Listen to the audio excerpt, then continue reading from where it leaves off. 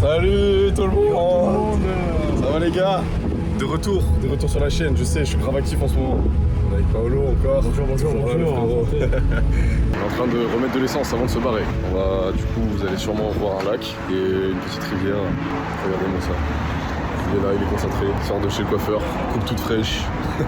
Il faudrait que je m'achète un micro portable.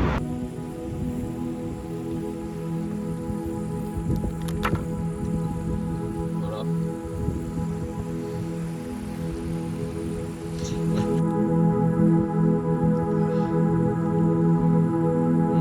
C'est incroyable.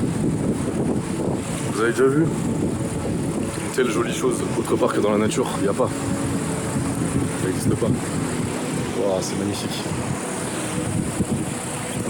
Plus je vais à la nature, plus je me dis, il n'y a rien d'autre que ça que je veux dans ma vie. C'est vraiment un truc de fou. Je suis amoureux de ça.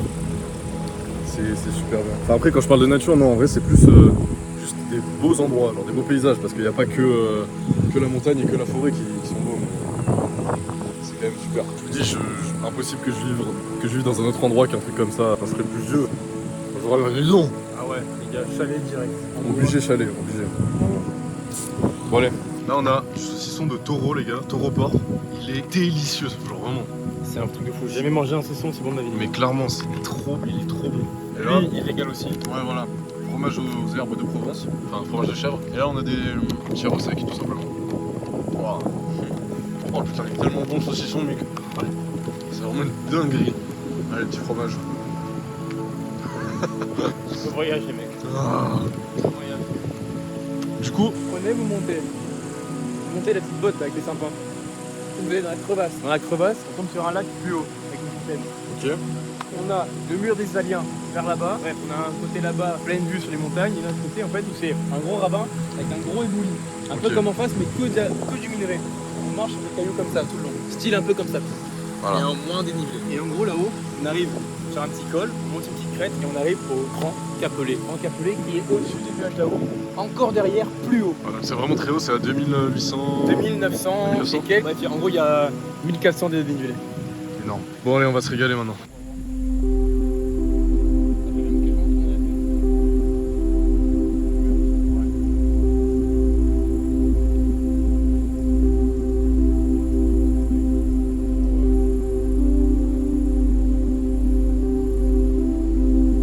Je trouve, comme je te disais, que notre génération à nous, pour le contexte, on a tous les deux 18 ans, elle est beaucoup trop flemmarde en fait.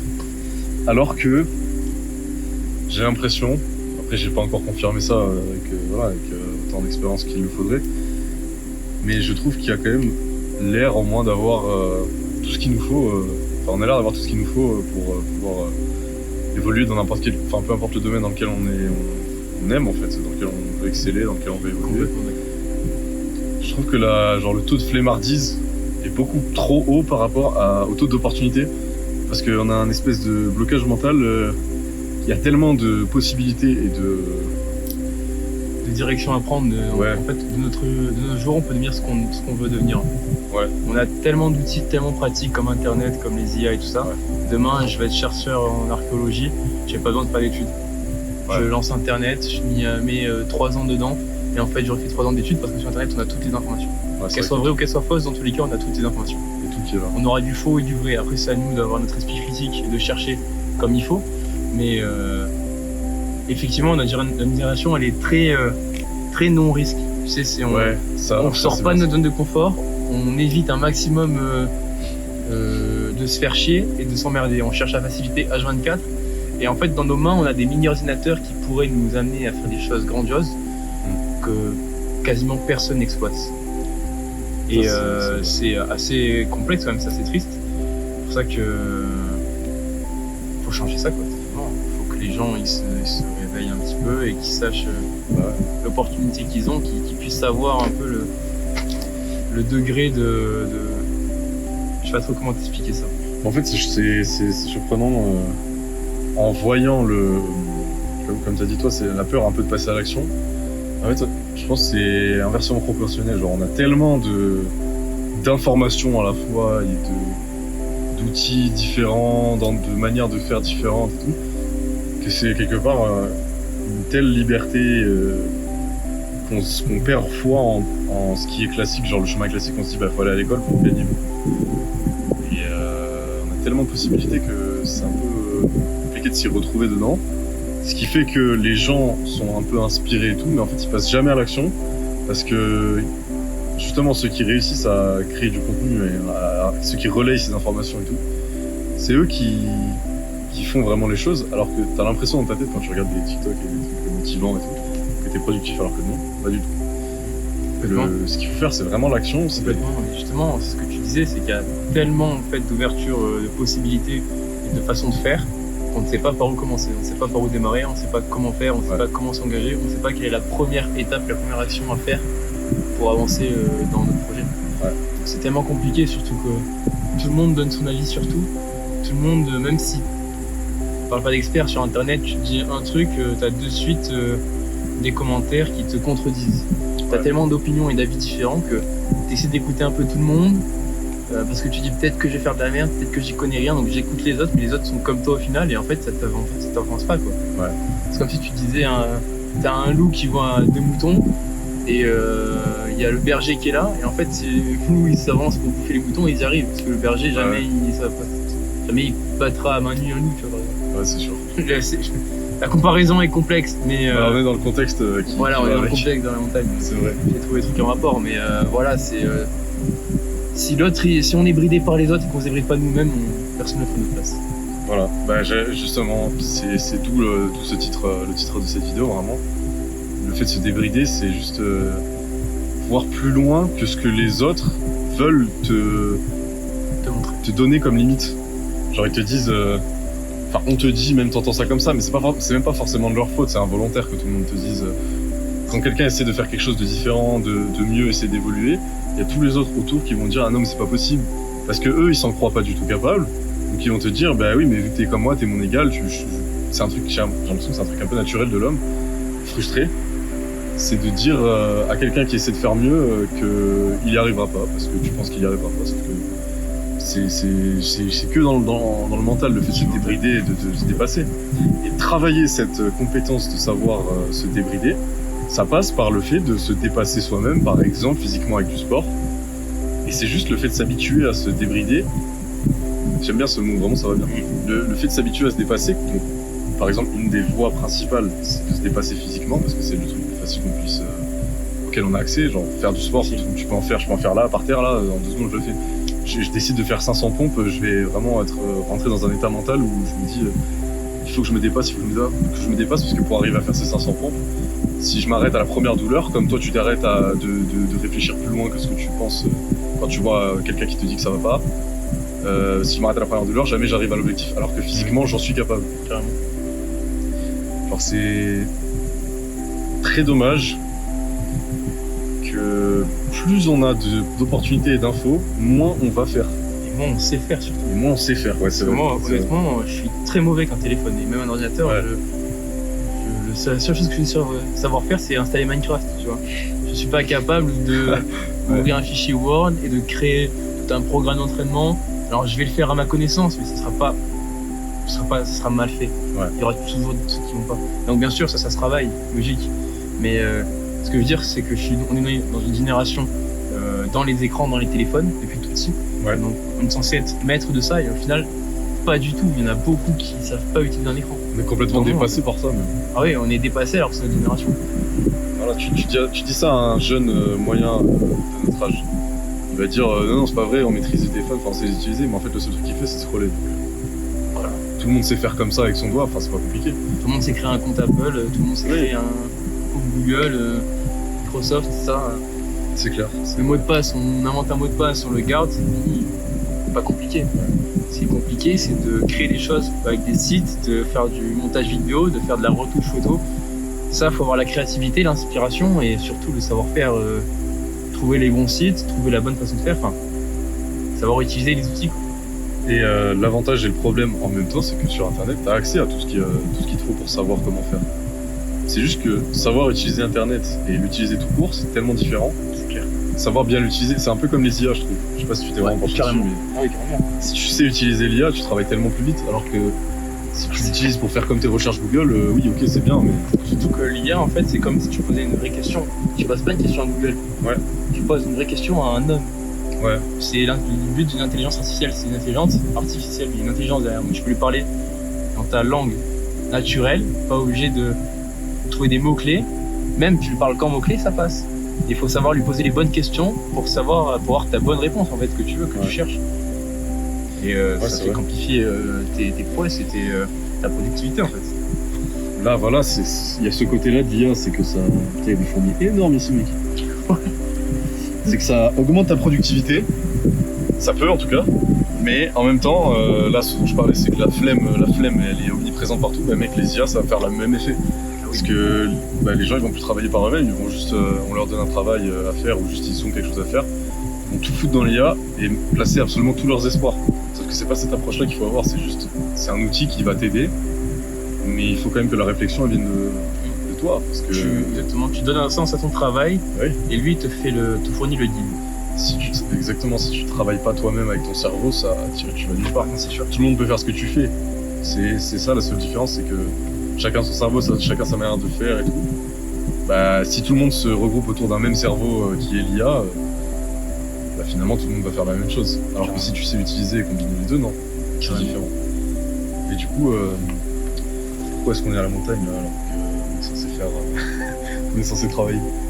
Et ben détrompez-vous, ça reste du travail finalement. On travaille sur notre mental, on fait quelque chose qui nous fait réellement du bien, parce que il y a croire que quelque chose te fait du bien et quelque chose qui te fait vraiment du bien. C'est-à-dire que, encore une fois, même problème, il y a tellement d'informations que tu penses que, en fait, que t'as l'impression qu'il y a 1 milliard de choses possibles pour pouvoir, en fait, ça te donne l'impression qu'il y a 1 milliard de choses possibles pour l'humain pour se sentir bien.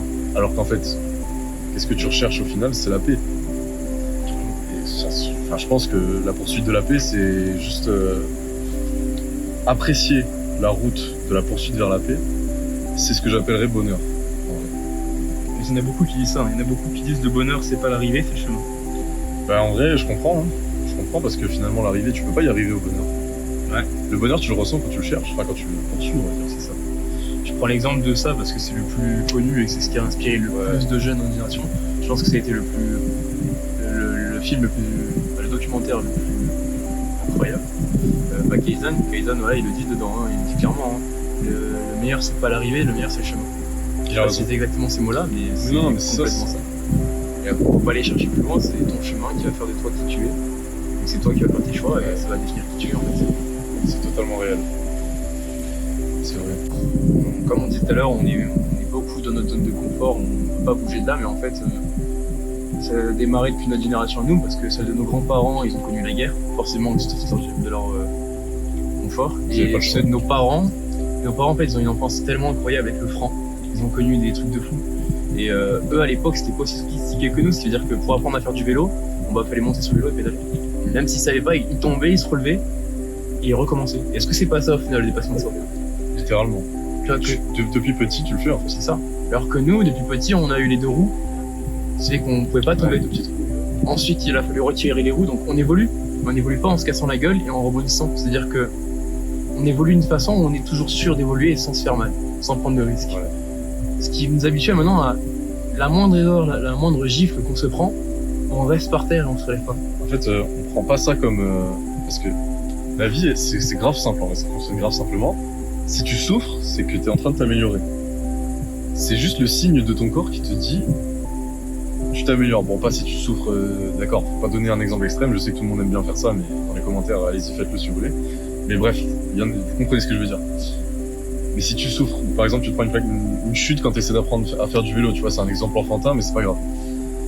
Tu te prends une chute, et bah en fait, si t'es tombé, ça veut dire que ton cerveau, il a fait une erreur, mais ça veut aussi dire que s'il a fait une erreur, il s'en rend compte. Si tu te relèves et que tu lui fais comprendre, que tu fonctionnes dans son sens, que tu lui fais comprendre à ton corps et à ton cerveau que tu te relèves et que tu veux réessayer, ben en fait c'est juste comme ça qu'il va apprendre. C'est ça. Par exemple, tu veux transformer ton physique. T'es obligé forcément de dépasser, de changer la personne que t'es, de changer l'état d'esprit que tu as par rapport à ton corps. Si tu as le corps que tu as, c'est juste le reflet de ton mental. Carrément. Tu changes ça, tu fais des chutes, mais dans ta tête, hein. Tu souffres, tu te dépasses, tu essaies de chercher les infos, tu comprends, mais c'est en pratiquant, c'est pas juste comment on fait pour perdre du poids. C'est je vais le faire. Ce que je viens de voir, je vais le faire. Parce que si tu le fais pas et que tu tombes pas, que t'enlèves pas tes 2 roues, jamais tu vas... Tu restes au sol, en fait. Exactement. Si tu laisses souvent les 2 roues sur le vélo, t'avanceras jamais, t'évolueras jamais, t'apprendras jamais. Voilà. Donc c'est un exemple enfantin, mais au final tu résumes très bien. C'est vrai.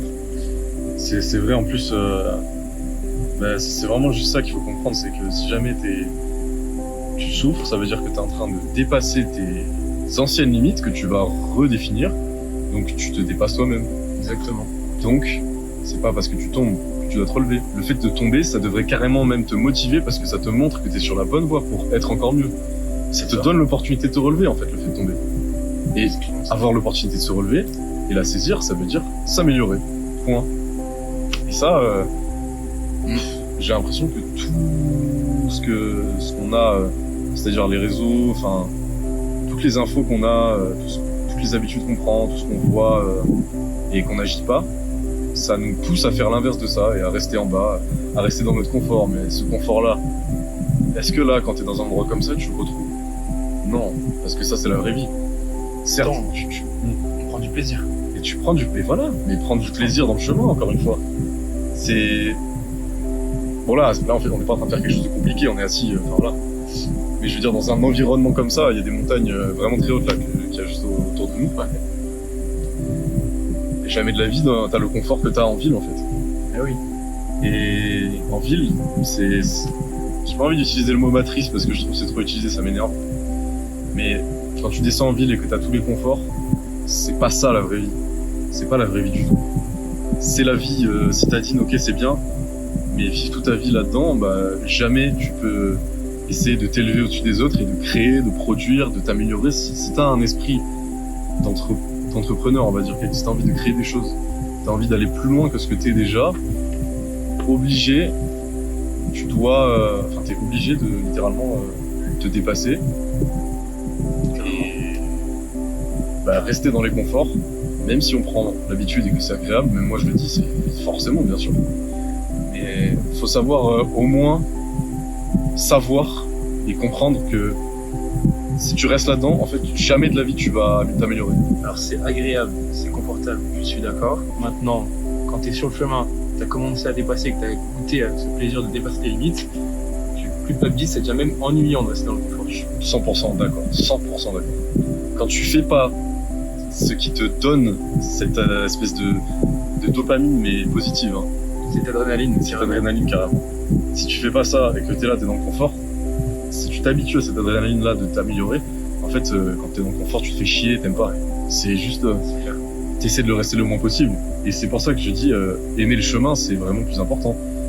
Quand tu comprends que souffrir, ça veut dire s'améliorer, et que tu sais ce que ça fait comme sensation incroyable de s'améliorer. Ça dépasse tous les petits conforts que tu veux, je m'en fous. Même les jeux vidéo, enfin tout ce que tu veux. Ta vie, ça devient un jeu vidéo, et quand ça le devient, mais c'est un truc de fou. Et là, nous, on en est que tout début, on est jeunes de fou. Ouais, il y en a, ils vont forcément se dire, en voyant la vidéo, ils vont se dire, mais qu'est-ce qu'ils racontent, qu'est-ce qu'ils en savent, ces jeunes-là, là. Qu'est-ce qu'ils s'en foutent, qu'est-ce qu'ils entendent, bon ami. C'est ça. Mais franchement, moi, je pense que c'est... J'ai envie, surtout, je pense, et j'ai envie de vivre ma vie avec cette dogme-là. Ouais, carrément, déjà, les gars, un truc tout bête, hein, le cadre, il est à la montagne. On aurait pu choisir un canapé confortable avec une table de chevet où il y aurait un petit ventilo et une clim, on serait bien. C'est vrai. Là, je vous avoue, les gars, moi je suis en short. Je vais cash, me mettre un pantalon parce que je me la pelle ta race. Moi aussi, j'ai froid de fou, là. Mais voilà. Bon, on a pris la voiture. Ouais. On n'a pas cherché midi à 14h, on s'est dit tel jour, telle date, telle heure, bim, on s'arrête manger le saucisson et le fromage à tel endroit et bim, on monte. Et on a fait.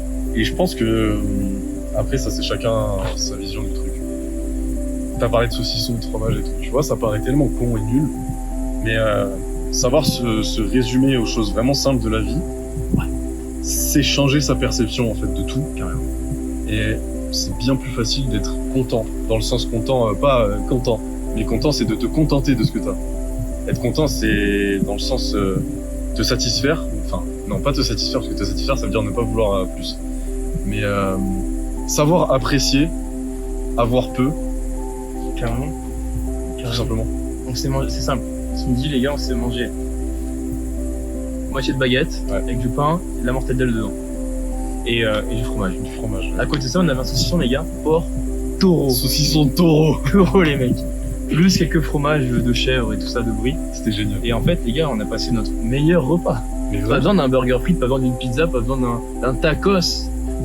Juste ça, mec. Et en fait, on avait juste ça sur une pierre, sur une planche en bois, à découper avec un couteau en bois. Et en fait, il nous a refait la journée. Je me souviendrai de cette journée encore dans 2 mois. Et je fais, mais c'est ça. Et tu diras, putain, à refaire. Voilà, parce que quand on te dit, viens, on va faire une randonnée.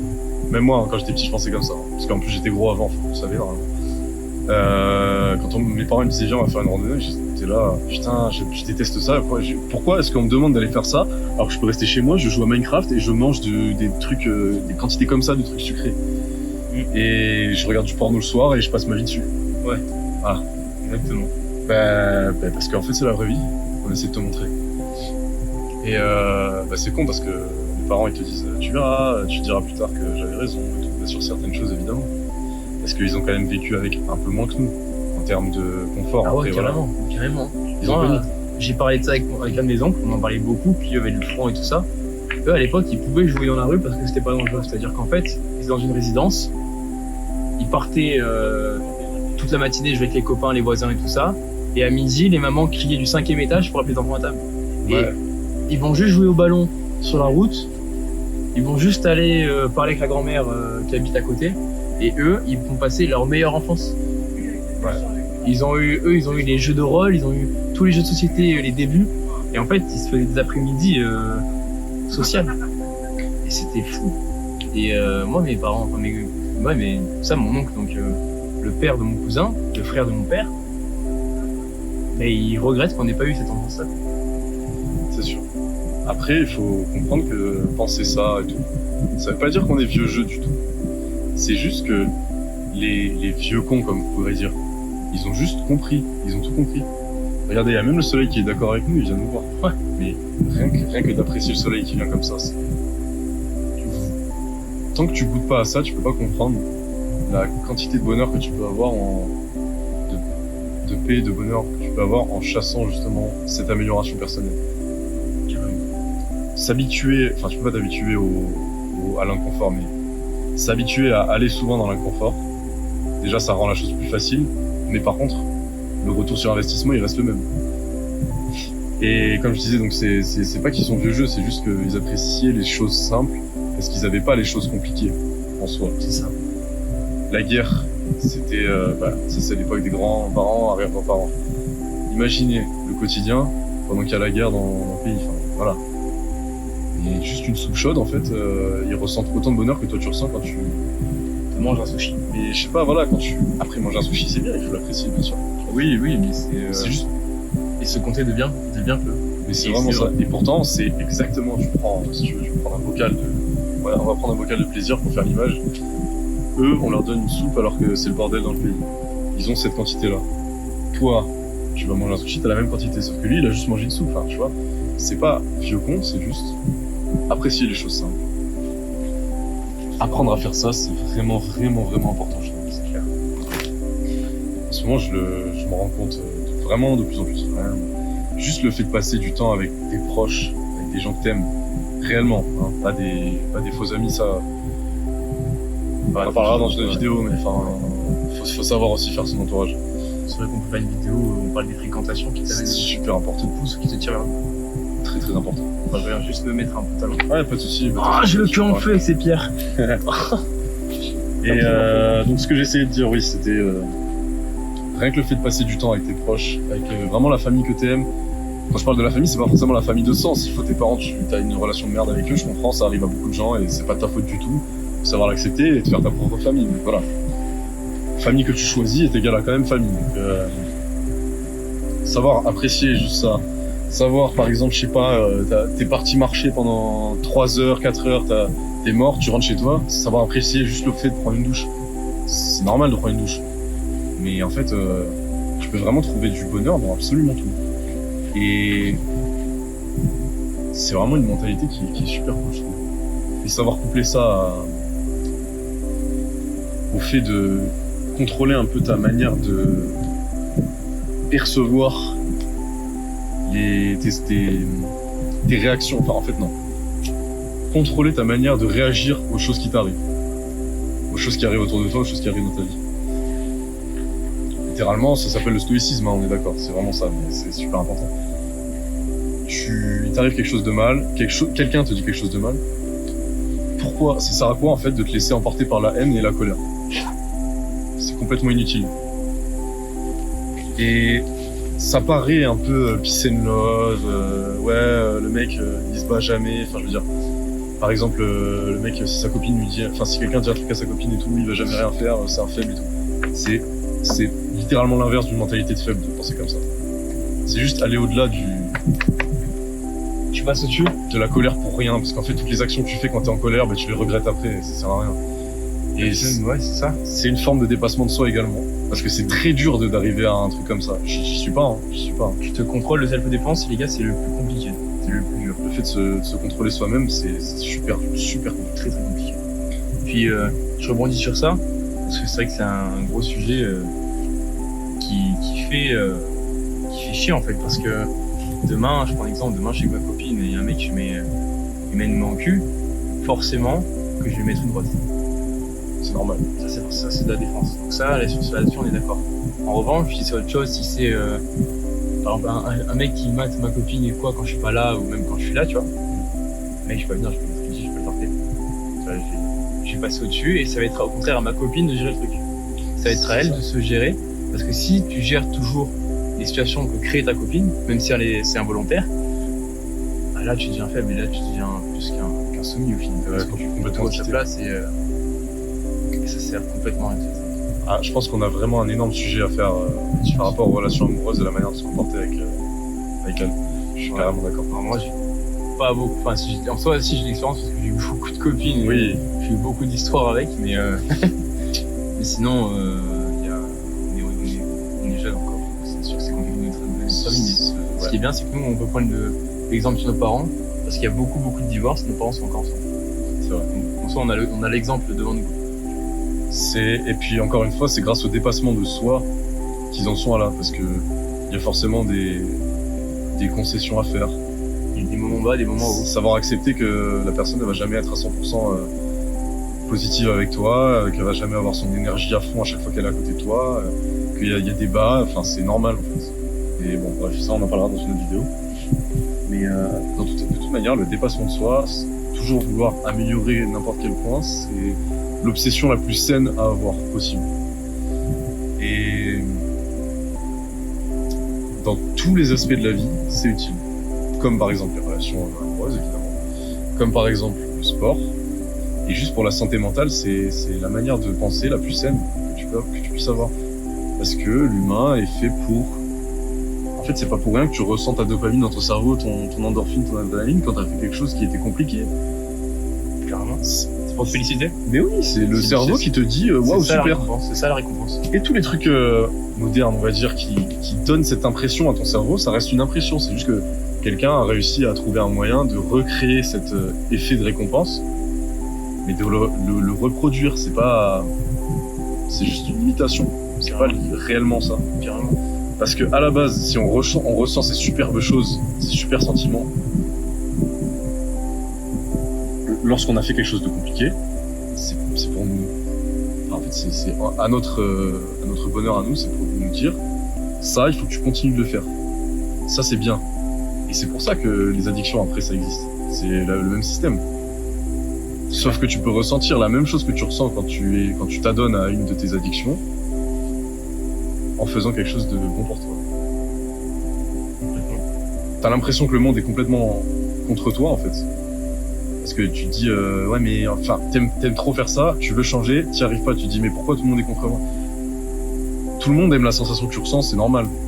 C'est juste, faut savoir les trouver dans les bons endroits, dans les bonnes sources. Exactement. Voilà. Exactement. Trouver les bonnes sources de tout en fait. Ouais, c'est ça. franchement, c'est 2-3 petits principes qui sont piliers d'une bonne mentalité pour évoluer. Moi, j'y crois vraiment fort que là, je suis en train de vous dire ça, j'ai même pas 200 abonnés sur YouTube, ok, cool. Mais je suis sûr et je suis convaincu que ce que je dis, c'est vrai. Peut-être qu'il y a des nuances évidemment à apporter avec les expériences d'autres personnes qui peuvent réagir à ce que je dis, c'est totalement, c'est bien, ça, c'est cool. C'est constructif, les critiques constructives, c'est super. Mais je suis quand même convaincu que c'est au moins la bonne voie. Et vous allez voir, vous allez en avoir la preuve. Si on continue de faire ça, Je suis en train de casser du pain, mais ça va, mais j'ai les doigts qui sont de thé. J'adore. La sève, elle sent le thé. Putain. Mais ouais, grave, c'est trop. Ouais. Me laver les mains, ça. Voilà, je trouve dans la dopamine, dans des branches par terre, Tu te rends d'accord. compte, c'est un bout de bois de merde. Un bout de bois de merde, je trouve dans la dopamine, ça me fait penser au thé et ça me plaît. Et là, je suis content, là, je suis bien, quoi, voilà. Je vais mettre dans mon eau, comme ça, j'aurai du thé. Même le goût, il est bon, je te jure, mange. Mange la branche, frère. Me dis pas, j'ai capable de le faire. Vas-y, c'est vrai, c'est ce que je viens de faire. T'as avalé? Non. En fait, j'ai croqué le jus, je l'ai gardé. C'est pas mauvais.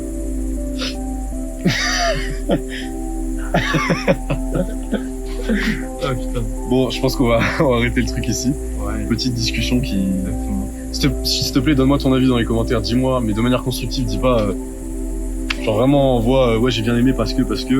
Et j'aimerais, voilà, fais marcher ton esprit. Voilà. Et j'aimerais que vous parliez d'un tel sujet. Ou alors j'aimerais rebondir sur ce que t'as dit à 13 minutes 22.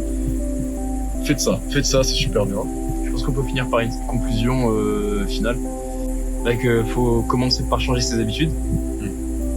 Pour se dépasser soi, il faut simplement avoir le temps de faire plus de choses. Donc ça démarre par se lever plus tôt. Tout simplement. C'est tellement un truc que j'ai tellement entendu, tellement vu, mais c'est vrai. Mais surtout, tout ce que vous entendiez comment faire pour être heureux, c'est ça. Comment faire pour changer quoi que ce soit. Ok, t'as l'information, mais il faut pratiquer en fait. C'est ce qu'on a dit au tout début. C'est que si tu ne fais pas, ce dépassement, tu le ressentiras jamais. Et tu sauras jamais que t'es sur la bonne voie. Grâce au fait de ressentir ce dépassement. C'est un peu un truc... Ouais, mais c'est bien dit. Mais là, maintenant que t'as fini la vidéo, tu vas vraiment faire les actions. En fait, je sais pas, bouge-toi, fais un truc, réfléchis. Voilà, moi, ce que j'aime bien faire comme point de départ, à chaque fois que je sens qu'il y a un espèce de brouillard dans ma tête et que je suis plus celui que j'étais un peu il y a 2 jours où j'étais vraiment productif et que j'étais bien. La seule chose que je fais, c'est que je me coupe complètement de tout ce que j'ai qui me tient. Parce que moi aussi, des fois, je succombe, je scrolle pendant 3 heures et je me dis putain de merde, je me sens trop mal après. Ouais, je regrette 2 fois à chaque fois. Horrible. À chaque fois, je regrette. Quand je fais ça, je prends mon ordi portable, parce que mon ordi portable, je l'ai toujours utilisé juste pour travailler, jamais je fais de merde dessus. J'ouvre un Word et j'écris ce que je veux. Qu'est-ce que j'ai envie d'avoir dans la vie. Et je le relis. J'ai un fichier qui est comme ça, avec marqué tout ce que je veux. Et juste, j'écris. Pourquoi est-ce que je me sens pas bien? Là, j'ai fait ça. Ok, qu'est-ce que t'as envie d'avoir? J'aimerais bien atteindre ce genre de truc-là. J'aimerais un objectif petit, grand, machin. Tu relis, tu te rends compte, voilà, ce que je viens de faire, c'est pas bien, mais maintenant, j'ai été productif en écrivant ça. Et après, ça vient tout seul dans ta tête. Tu sais quelles actions faire. C'est pas compliqué. Vraiment, les principes sont simples. Faut juste être régulier dedans. C'est ça. Donc maintenant, tu vas faire ta putain de séance de sport à la fin de la vidéo, ok? Parce que ça fait toujours du bien déjà pour la santé mentale et ensuite le physique il va forcément suivre. Ah, ça fait du bien, carrément. Donc voilà, moi je m'entraîne plus que pour ma tête que pour mon physique carrément. Ouais, je suis d'accord. Vraiment. Complètement. Voilà. Ça aussi, autre sujet, le sport en lui-même. Ouais. Bref, prenez soin de vous et faites les actions qu'il faut, je te laisse terminer. Écoutez, moi ça m'a fait plaisir de parler comme ça, d'avoir cette discussion. Ça, même pour moi ça me fait du bien, ça me remémore un peu tous mes objectifs et ce qu'il faut exactement que je fasse, ce que je veux faire. Donc les gars, prenez ça comme des consignes et pas comme une engueulade. C'est Et vrai. pas comme des consignes, comme des conseils. Voilà, de l'expérience utile. Voilà, c'est ça. Et surtout régalez-vous dans votre vie, c'est important. Faites ce qui vous plaît. Exactement, faites ce qui vous plaît. Faites ce qui vous plaît. Et pas ce que vous croyez aimer. Merci, exactement. Très, très bien dit. Franchement. J'allais dire qui se garde votre santé clean, mais c'est très bien dit. Si quelque chose vous plaît et que ça vous permet d'être en bonne santé, la richesse primaire, c'est la bonne santé. T'es riche si t'es en bonne santé. Si ça te garde riche, c'est un peu comme un espèce de business. Tu vas faire que les petites actions qui vont te ramener de l'argent, de la santé. Pas littéralement de l'argent. Mais C'est tellement voilà. beau. Ce que vous croyez aimer, c'est pas forcément ce que vous aimez vraiment et ce qui vous plaît vraiment. C'est vrai. Allez, je finis sur ça. Merci Vic. C'était magnifique.